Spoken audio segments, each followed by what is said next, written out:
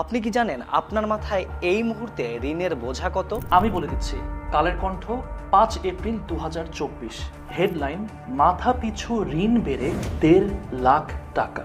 তার মানে আমাদের দেশের 18 কোটি মানুষের প্রত্যেকের মাথায় ঋণের বোঝা 1,50,000 টাকা।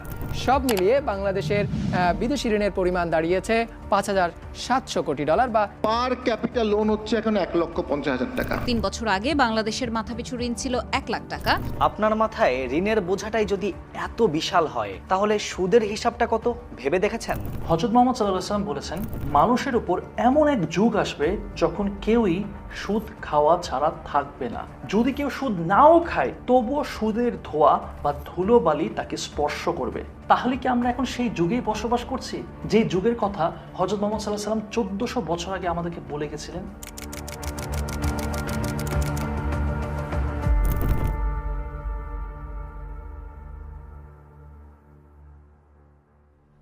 এতটুকু দেখেই হয়তো আপনি ভয় পেয়ে গেছেন, কিন্তু আমি হলফ করে বলতে পারি এখনো আপনার অনেক কিছুই অজানা। শুধুমাত্র আজ থেকে 2 বছর আগের কথা ধরলেও আপনার হাতে এই মুহূর্তে যদি 100 টাকার একটা নোট থাকে, সেটা আর 100 টাকা নেই, হয়ে গেছে মাত্র 65 টাকা। কারণ কি? সুদ ভিত্তিক অর্থনীতি।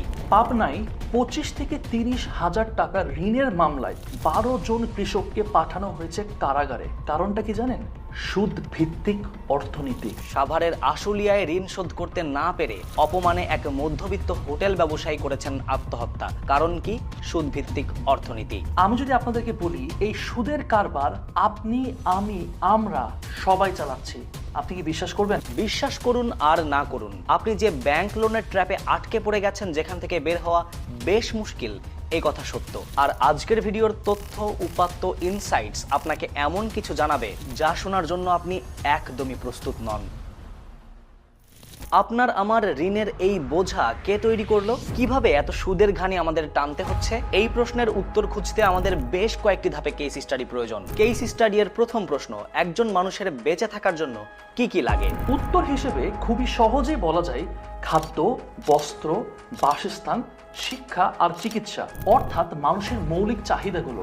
একজন মানুষ তার এই 5টি মৌলিক চাহিদা পূরণ করতে পারলেই একটা সাবলীল জীবন যাপন করতে পারে। কিন্তু মুশকিলটা কোথায় জানেন? আমাদের এই বেসিক নেসেসিটি পূরণ করতেও আমাদের কাছে ঋণ নিতে হচ্ছে। অতিষ্ঠ দেশের 4 কোটি মানুষ খাবার কিনছে ঋণ করে খাদ্য, বস্ত্র, বাসস্থানের মতো মৌলিক চাহিদা মেটাচ্ছে। এটা আমাদের কথা না, বিবিসি বাংলার হেডলাইন, ঋণ করে খাবার কিনছেন দেশের 4 কোটি মানুষ। প্রতিবেদনে স্পষ্ট উল্লেখ করা, দেশে মোট জনসংখ্যার 4 ভাগের 1 ভাগ মানুষ ঋণ করে তাদের মৌলিক চাহিদা মেটাচ্ছেন। মোটা দাগে অ্যানালাইসিস করলে গ্রামের 28%, শহরের 24% এবং সিটি কর্পোরেশনের 15% মানুষ এখন ব্যাংক ঋণের ট্র্যাপে ফেসে গেছে। মৌলিক চাহিদার যোগান মেটাতে 2 বেলা খাবার খেতে যদি ঋণ নিতে হয়, তাহলে বলাই যায় দেশের একটা বড় সংখ্যক মানুষ ঋণ নিতে বাধ্য। আর যেখানে ঋণ থাকবে সেখানেই অটোমেটিক্যালি সুদ চলে আসবে। তার মানে এই দাঁড়ালো আপনি সুদ খেতে বাধ্য, রীতিমতো সুদের ট্র্যাপে জর্জরিত।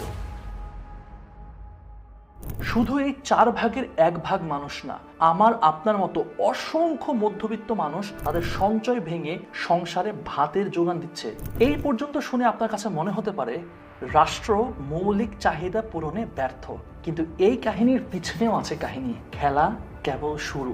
আমার আপনার মতো কয়েক কোটি মধ্যবিত্ত এবং নিম্নবিত্ত মানুষের আর্থিকভাবে এই বেহাল দশার পেছনে না আপনি দায়ী, না মোটা দাগে রাষ্ট্র দায়ী। এখন মনে প্রশ্ন জাগতে পারে, আসল দোষটা তাহলে কার? উত্তর খুঁজতে আমাদেরকে বেশ কয়েকটা ঘটনার ইনসাইটস দেখতে হবে। সাল 2012, নামি দামি প্রতিষ্ঠান হলমার্ক গ্রুপ সোনালী ব্যাংক সহ 26টি ব্যাংক থেকে ঋণ নিল 4,000 কোটি টাকা। And guess what happen after that? Hallmark group এখন পর্যন্ত 1 টাকাও পরিশোধ করেনি। সাল 2013, সরকারি খাতের একটি ব্যাংক সহ 5টি ব্যাংক থেকে 1,200 কোটি টাকা ঋণ নিয়েছে বিসমিল্লাহ group. And again guess what? Hallmark গ্রুপের মতো বিসমিল্লাহ গ্রুপও 1 টাকাও পরিশোধ করেনি। সবচেয়ে অবাক করা বিষয়, সম্পূর্ণ টাকা তারা পাচার করে দিয়েছে বিদেশে, এমনকি নিজেরাও আছে বিদেশে। শুধু এই 2টা প্রতিষ্ঠান না, আমাদের দেশে কয়েকশোটা প্রতিষ্ঠান আছে যারা আইনের মতে ইচ্ছাকৃত ঋণ খেলাপি। যুগান্তর পত্রিকার হেডলাইনের ভাষায় বললে, ঋণ খেলাপি বর্তমানে নতুন এক ব্যবসা। এখন আপনি হয়তো এটা ভাবতে পারেন যে আচ্ছা, ধনীরা তারা ঋণ দিক না দিক আমার যায় আসে না কোনো, কারণ আমি তো সেই দেশের 1/4 মানুষের মধ্যে পড়ি না যাদের এই বেসিক নেসেসিটি মিট করার জন্য লোন নেওয়া লাগে। আমি নিজে ঋণ নিয়েও না, আমি ঋণ খেলাপিও করি না। সো সমস্যা তো নাই। সমস্যা আছে, ভয়ঙ্কর সমস্যা, এমনকি একটার সাথে আরেকটা এমন ভাবে জড়িয়ে যা হয়তো আপনি আগে কখনো ভাবেননি। সমস্যাটা হলো ধনীরা ঋণ নিয়ে শুধু খেলাপি করছে না, শুধু টাকা পাচারি করছে না, বরং কর বা ট্যাক্সও ফাঁকি দিচ্ছে একেবারে নিয়ম করে, যার কারণে প্রচুর পরিমাণে অর্থ সংকটে পড়ছে রাষ্ট্র আর ব্যাংকগুলো।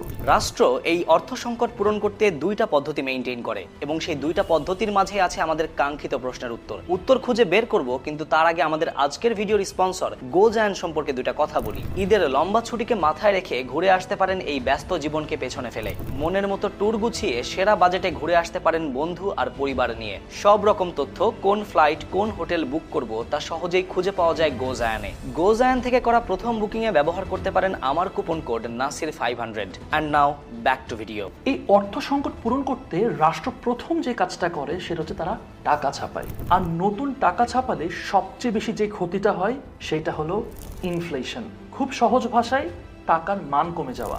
ভিডিওর একদম শুরুতে বলা হয়েছিল যে এই 100 টাকা কিভাবে 2 বছরের মধ্যে 65 টাকা হয়ে গেছে। আশা করি এখন আপনারা সেই হিসাবটা খুব সহজে মিলাতে পারলেন। একটা দেশে যখন ইনফ্লেশন হয় তখন সব কিছুর দাম বেড়ে যায়, আর এখান থেকেই শুরু আরেকটি ধাপের নাম ক্ষুদ্র ঋণ ফাঁদ। বাড়ি ছিল, সেই বাড়িটা আমি ধ্বংস করে ফেলেছি। 40 লাখ টাকার বাড়ি আমি 12-13 লাখ টাকা বিক্রি কইরা আমি তারপর ঋণ শোধ করতে পারি না। আমার এরকম করে অত্যাচার করে, তাই জন্য আমার বলা মরে গেছে। দ্রব্যমূল্য যখন চড়াও হয় তখন মধ্যবিত্ত আর নিম্ন মধ্যবিত্ত মানুষকে করতে হয় ঋণ, এমনকি মৌলিক চাহিদা মেটাতেও ঋণ করতে হচ্ছে। আর ব্যাংকগুলো বিদেশে পাচার হওয়া এই অর্থ তুলে নেয় ক্ষুদ্র ঋণে আরোপ করা মাত্রাতিরিক্ত সুদের মাধ্যমে। কিন্তু পরিতাপের বিষয়, বেশিরভাগ মানুষই এই ক্ষুদ্র ঋণের ফাঁদ থেকে রেহাই পায় না। ঠিক এমনই একজনের নাম সালমা বেগম। মুন্সিগঞ্জে সিরাজদিখানে কেআইন ইউনিয়নের ও ইসলামপুর গ্রামে ঋণের চাপে 2 শিশু সন্তানকে বিষ খাইয়ে মায়ের আত্মহত্যার ঘটনা ঘটেছে। কিন্তু মনে প্রশ্ন উঠে আসে, যে ক্ষুদ্র ঋণের জন্য আমাদের ডক্টর মোহাম্মদ ইউনূস স্যার দুনিয়ার বিখ্যাত নোবেল প্রাইজ পেলেন, যাকে নিয়ে দেশের গর্বের শেষ নাই, সেই ক্ষুদ্র ঋণকেই আমরা বলছি ফাঁদ। শুধু ফাঁদ নয়, 71 টিভির হেডলাইনের ভাষায় একেবারে মরণ ফাঁদ। হ্যাঁ বলছি, কারণ শুধু সালমা বেগম না, প্রচলিত ব্যাংকের সুদ হার কিছুটা কম হলেও সেখান থেকে ঋণ পাওয়া সহজ না, যার ফলে দেশের প্রচুর মানুষ উচ্চ সুদ হারে অপ্রচলিত ব্যক্তিখাত এবং এনজিও থেকে ঋণ নিচ্ছেন। ওই ঋণের সুদ আর কিস্তি পরিশোধ করতে গিয়ে এখন তারা দিশেহারা। গত রোববার ঋণের টাকা শোধ করতে না পেরে নাটোরের লালপুরে আলামিন নামে এক ভদ্রলোক আত্মহত্যাও করেছেন। ব্যক্তিখাতে সুদের হার কতটা ভয়ানক তার প্রমাণ এই ভিডিওটি। নারায়ণগঞ্জে মাত্র 5,000 টাকা নিছিলেন উনি, নেয়ার পর এটার সুদ 2 লক্ষ টাকার বেশি উনি সুদ দিচ্ছেন। এখন পর্যন্ত আলোচনা থেকে একটা ব্যাপার সুদে আসলে ক্লিয়ার, বিশেষত মোটা দাগে ঋণ করে ভাত খাওয়া দেশের 1/4 মানুষ ঋণ এবং সুদের সাগরে হাবুডুবু খাচ্ছে ধনীদের ঋণ খেলাপি আর অর্থ পাচারের কারণে। কিন্তু এখানে একটা প্রশ্ন চলে আসে, সেটা হচ্ছে যে ব্যক্তির ঋণের কোনো প্রয়োজন নাই সেও কিভাবে মোটা অঙ্কের ঋণের ফাঁদে পড়ে যাচ্ছে? সেই বা কেন ব্যাংকের থেকে লোন নিচ্ছে? যার ঋণের প্রয়োজন নেই সেও ঋণ নেয়, কারণ সে এমন এক জালে আটকা পড়েছে যার নাম কমোডিটি ফেটিশিজম। কমোডিটি ফেটিশিজম প্রতিনিয়ত নিজেকে উচ্চবিত্ত দেখানোর প্রতিযোগিতা, হোক সেটা গাড়ি কিনে, নতুন আইফোন কিনে, কিংবা বন্ধুর দেখা দেখি দামি বাইক কিনে। আর ব্যাংক তো বসেই আছে 1000টা লোনের পসরা সাজিয়ে, car loan, home loan, bike loan, land loan, education loan, আর কত কি। অন্যের সামনে নিজেকে ধনী দেখাতে মানুষ জড়িয়ে যাচ্ছে সুদি কারবারিতে। ভাই, আমার মাথার উপরে ছাদ থাকলেই হলো, আমার কি দরকার লোন নিয়ে বাড়ি কেনার? আমার অফিসে যেতে, বিশ্ববিদ্যালয়ের ক্লাসে যেতে রিকশাই যথেষ্ট। বস্তুত মেট্রো রেল কিংবা লোকাল বাসও খারাপ কিসে? আমার কি দরকার লোন নিয়ে গাড়ি কেনার? নিজের টাকায় এক্স করোলা না কিনে লোনের টাকায় টয়োটা সুপ্রা কিনে কি খুব বেশি শান্তিতে থাকা যায়? না, একদমই অসম্ভব, বরং অশান্তি বাড়বে। আমরা কিভাবে এক্সপেক্ট করি যে সুদের মতো জিনিসের সাথে আমরা জর্জরিত হব আর সেখানে আমাদের শান্তিও বাড়বে? আমাদের সবচেয়ে বড় সমস্যাটা কি জানেন? আমরা জানি না এবং আমরা বুঝতেও চেষ্টা করি না যে ভাই অ্যাসেট কোনটা আর লায়াবিলিটি কোনটা। এনিওয়েজ, ওইটা আরেকটা চ্যাপ্টার। একটা সিম্পল কোয়েশ্চেন করি, ধরেন আপনার কাছে কোনো টাকা নাই, আপনি এই মগটা কিনবেন, আপনার কাছে কোনো টাকা নেই, নগদ কোনো ক্যাশ নাই, কিন্তু আমি যদি বলি যে আপনি তাও কিনতে পারবেন, আপনি কিভাবে সেই জিনিসটা কিনবেন বলেন তো? আমি আসলে যেটা বোঝাতে চাচ্ছি যে আপনার কাছে কি ভয়ঙ্কর সুদের মেশিন, যেটাকে আমরা বলি ক্রেডিট কার্ড, এটা কি আছে? হালের নতুন সংযোজন ক্রেডিট কার্ড। এখন পকেটে টাকা না থাকলেও ব্যাংকের টাকায় রীতিমতো যে কোনো প্রোডাক্ট আপনি কিনে নিতে পারেন। ভাই, আপনি জানেন না আপনি কি পরিমাণ সুদের বোঝা টানছেন। আমার পকেটের কোনো টাকা তো খরচ করতেই হবে না, বরং আমি রেস্টুরেন্টে 10% 20% ডিসকাউন্ট, আমি বিমানে পাবো 10-20% ডিসকাউন্ট, এখানে ওখানে শুধুমাত্র ক্রেডিট কার্ডে আমি এই ডিসকাউন্টগুলো পাই, কেন ডেবিট কার্ডে আমি পাই না? এবং এই সবগুলো টাকা আমি ব্যাংকের কাছ থেকে পাচ্ছি, অর্থাৎ আমার নিজের টাকা না, এটা ব্যাংকের টাকা। ভাই, আপনি বুঝতেও পারতেছেন না যে আপনি কি পরিমাণে সুদের বোঝা টানছেন। ফিরে যাব ভিডিওর একেবারে শুরুতে, যেখানে বলেছিলাম নাগরিক হিসেবে আমরা আমাদের অজান্তেই লক্ষ লক্ষ টাকার সুদ মাথায় নিয়ে চলছি। প্রশ্ন হলো, এই গ্যারাকল থেকে বের হবার কোনো কি উপায় আছে?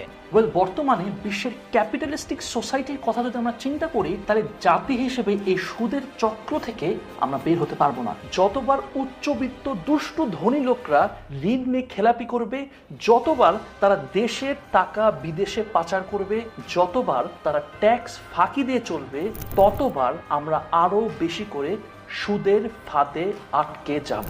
মোদ্দা কথা, রাষ্ট্র তখনই বহির্বিশ্ব থেকে ঋণ নেয় যখন দেশের ভেতরের টাকায় উন্নয়নমূলক কাজ চালাতে সে ব্যর্থ হয়। রাষ্ট্র তখনই ঋণের সুদ টানে যখন তার নিজের টাকার সংকট পড়ে। এবার আপনিই বলুন, আমরা কি সেই জামানায় নেই যেই জামানা সম্পর্কে রাসূল সাল্লাল্লাহু আলাইহি ওয়াসাল্লাম আমাদেরকে সচেতন করেছিলেন? এবার আপনি বলুন, এই জমানার সুদ থেকে বাঁচতে হলে আমাদের করণীয় কি?